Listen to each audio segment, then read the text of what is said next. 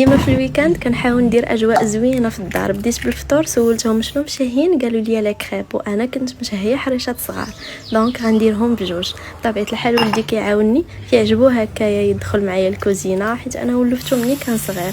منها اكتيفيتي ومنها كيبقى حدايا في عوض ما نخليه حدا التلفازه وما عارفاش فاش كيتفرج.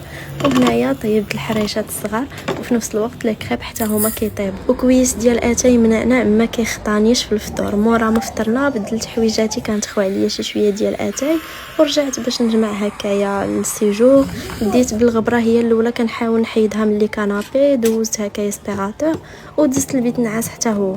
فيما كتبان ليا شي غبره كنحاول نمسحها. شي حوايج ما كنديرهمش وسط السيمانه بحكم انني خدامه، كنجي من الخدمه كنطيب العشاء، كنحاول نجمع الدار هكايا جمعه خفيفه. مثلا التسياق ما نقدرش نسيق وسط السيمانه، جايه من الخدمه غنبدا نسيق ما يمكنش. كندوز هكايا غير تجفيفه. بطبيعه الحال الدار راها كتبقى نقيه.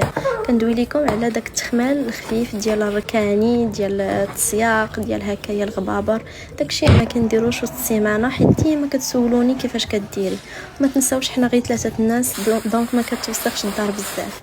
موراها دوشنا وجيت هكايا باش ندير اكتيفيتي مع ولدي. بالنسبه للغدا راه ما درتوش حيت غنتغداو على برا. ومن بين لي زاكتيفيتي اللي زوينين بزاف ديروهم مع وليداتكم هي هادي. هنايا حطيت 6 الكيسان ديال البلاستيك، جوج عمرتهم بالماء وخليته كيخدم بهاد الطريقه هادي. هاد الطريقه كتعاونهم على التركيز حيت كتحفز الجهات بجوج في الدماغ على التركيز، ماشي غير جهه واحده.